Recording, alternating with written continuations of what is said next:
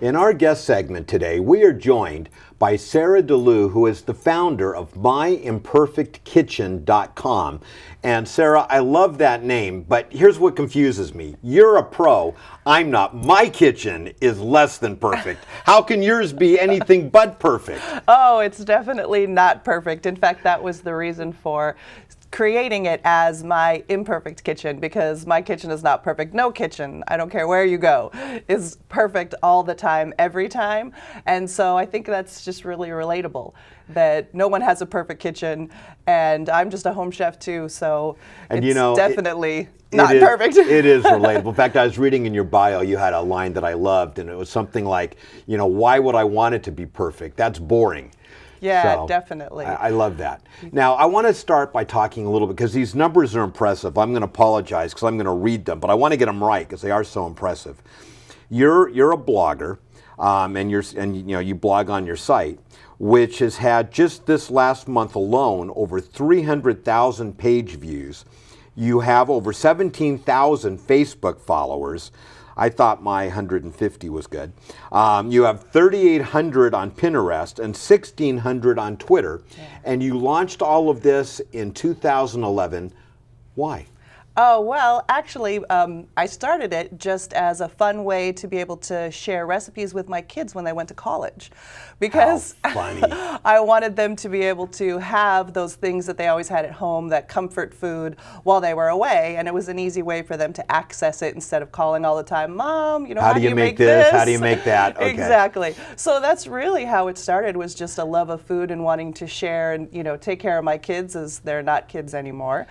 And be able to share what I love with, their friends or whoever else might be interested. And it seems there were a few more people who were interested. At what point did you realize that, where you went, this is moving beyond family and friends? And what was your thought process when that happened? And did it then change the way you were approaching your blog?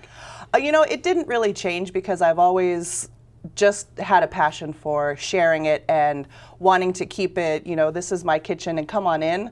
And everybody is family. I think it really started to take off after I made these melted snowman cookies, which have gotten over 100,000 shares on Facebook. Wow. Because they're Christmas cookies every year, they seem to catch a lot of interest and just go crazy. And they're just fun little cookies that you make from a mix, and you get to decorate them. And I think that from there, when things started to really snowball and just grow like crazy, it was like, wow, this could, be something bigger than I ever thought it would be. And right now it is, which is great. I'm here and sharing and still, keeping it imperfect and sharing my imperfections too. So tell me, what are some of the things someone who visits myimperfectkitchen.com, what are they going to find there? Oh, they're going to find lots of recipes from my kitchen. They're going to find tales of my foodie adventures, is what I call them. I like to go to a lot of different food events.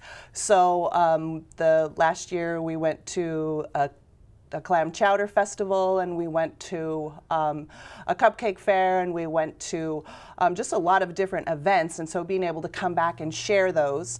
And along the way, I've met some amazing chefs, so I've done chef interviews just so people get an idea of what is out there in the food industry, and especially being in this area, we have so many wonderfully talented people who are willing to share and do those interviews, and I think it's just fun to be able to... Now, are these video interviews, or are they written? They're written. Right now, they're written. But soon, yeah, soon they will be on YouTube and be sharing that way a little more very soon. So what's the future of myimperfectkitchen.com? Where do you see it going? Because obviously you didn't see it going to where it's at now. Exactly. The future is to continue to grow, to expand into YouTube. I would love to come up with an imperfect kitchen cookbook and be able to share that, because that's really the base, and just keep it going. That's where I'm looking for, is, cookbooks and just keeping on sharing. And now, is this a commercial site, or are you still keeping it? No, this is just my personal... So you're not selling ads on it yet, not driving revenue? There's one little ad, and I think it's Not a lot. I still work during the day too, when I'm not blogging. So tell me about your culinary history. What brought you to this place of love for all things food and food related? Well, when I was growing up, my grandparents lived near Seattle, and my grandfather was a master gardener, and my grandmother was a master preserver. So being able to play in there. Preserver is in preserving fruits and vegetables. Yes, canning and preserving. Not like wrapping dead people for long periods of time. Not that I know of. Okay, good. Just wanted to clarify that. Right.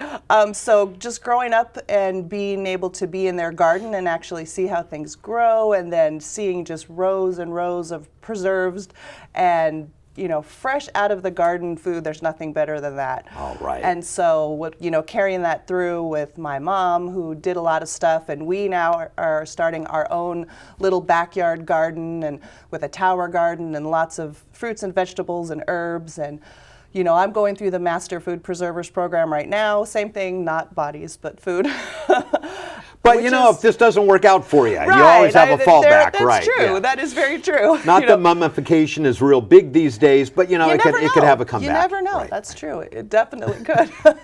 So what are some of your favorite things to cook? I know some chefs have kind of specialties, or are you just like making everything? Well, I like making everything, but I really do have a passion for cookies and for baking things. So that's where my heart is definitely trying new recipes and sharing. I bring cookies and things into work all the time, which is nice because then they get to eat. And so as you're always testing these recipes, you must have a group of friends that you kind of, I made these, so I need your address.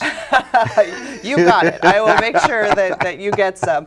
And my children get to take them to work too, so I'm always handing over a tray to my youngest son. Here, go take these to work. So outside of baking, any specific meals, breakfasts, lunches, dinners, types of foods, healthy eating? Well, thank you for asking that. Actually, I am just getting on to trying to cook more for two, since we are almost empty nesters. We have one of the three of our children who is still at home, and trying to go from cooking for a large family to cooking for just the two of us, and cooking healthier. I've recently lost 40 pounds, and so we're keeping on that track with being able to eat healthy, and then also trying to make meals just for the two of us is really challenging. That's an interesting point. I'd like to carry that into the next segment, because people tend to think that healthy eating can't be flavorful eating. And I've been on a kick lately that you can truly eat gourmet and have every bit of it be low calorie and very healthy. Absolutely. And doing a lot of that and adding a lot of spices into it and different flavors, not necessarily all the fats, but really being able to add flavor and spice through other means and layering those flavors in as you go through the cooking process is just been a lot of fun, a lot of learning for me too. So I'm really enjoying it. All right. Well, we're going to take a quick break, and when we come back, we're going to learn more about healthy eating and a whole lot of free food things you can do. So don't go away. We will be right back.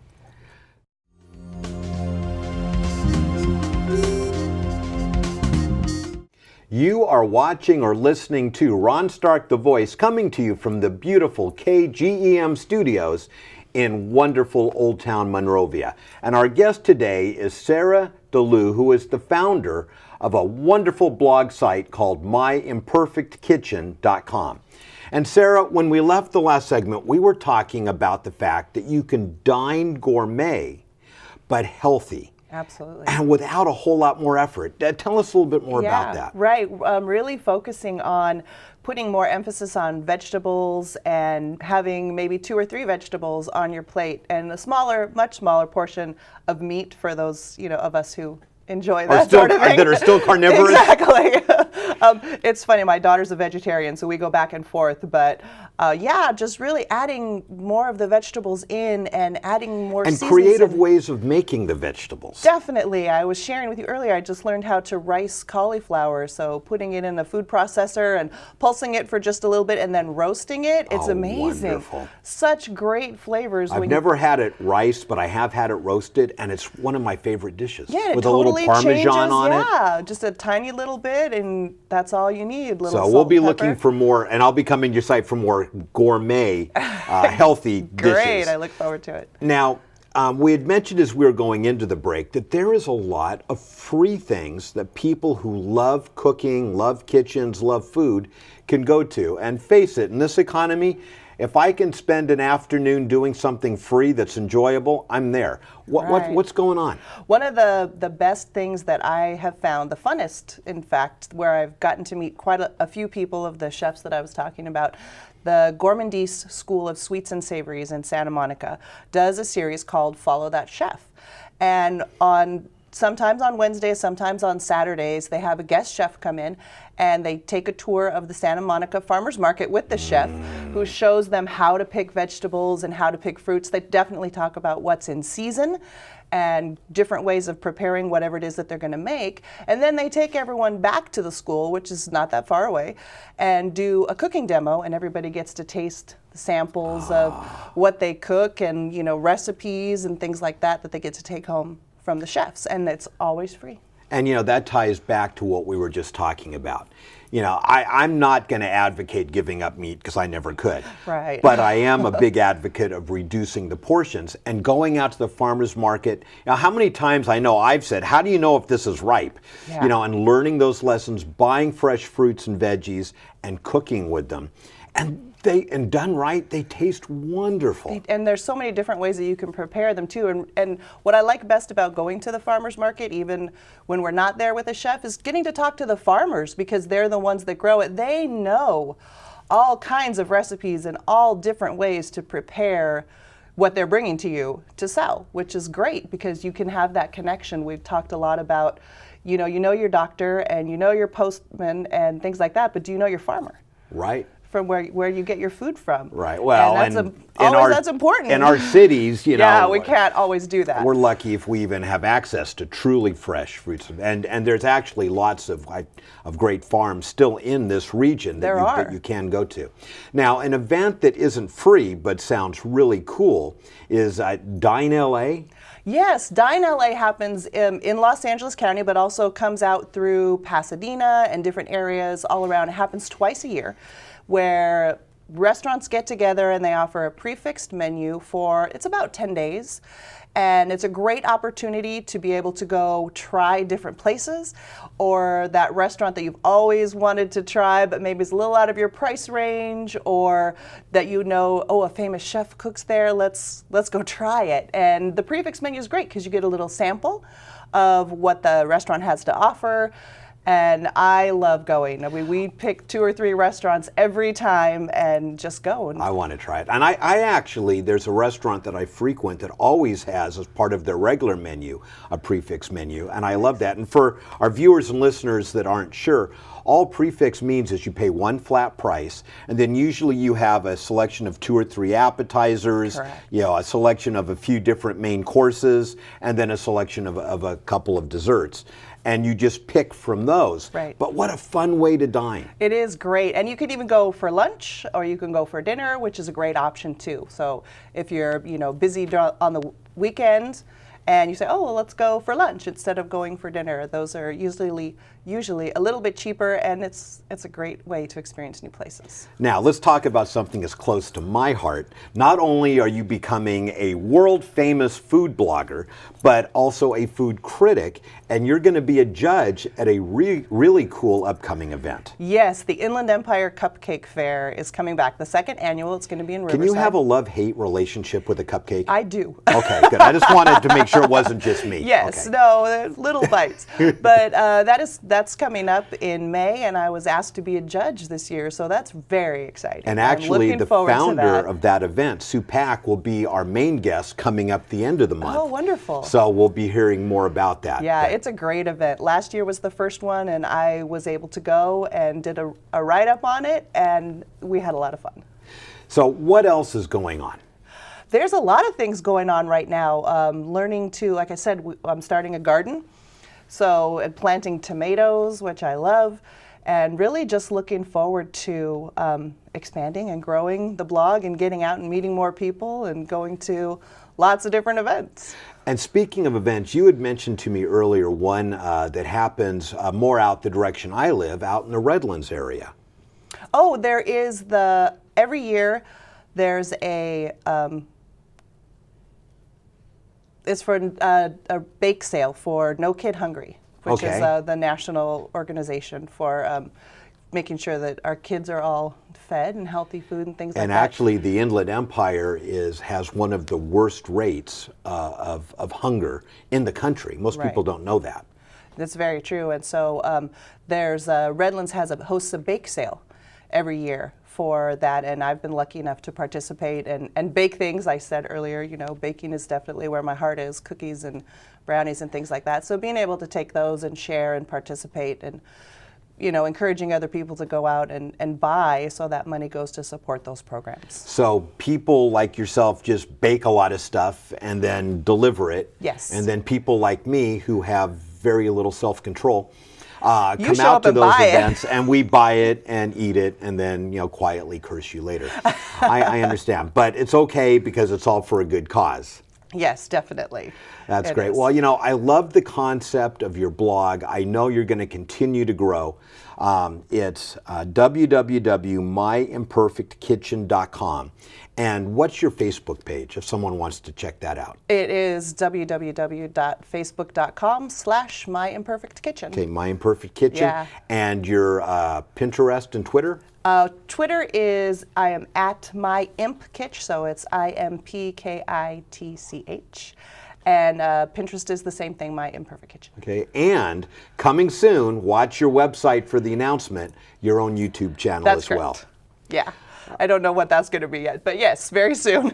Well, what a wonderful opportunity to watch you in action. I'm looking forward to watching some of these video chef interviews, and I know they'll be on YouTube, they'll be on your site. And with what you've done in such a short time, I know that the snowball has only started to roll and grow, and I wish you the best of luck, and thank you for joining us. Thank you very much. I appreciate you having me. And now I'm just like really hungry. Don't go away. We will be right back. The American Heart Association is calling it the abdominal thrust. We're getting away from calling it the Heimlich maneuver. However, everyone knows what the Heimlich maneuver is. So it's still the same thing, just same- with a new label. New label, same thing. However, there's a different technique as to say, what if for some reason that object doesn't come out? What do you do next? And that's where the training needs to come into play. Okay, and we can get more information on that at your website. Correct. As well.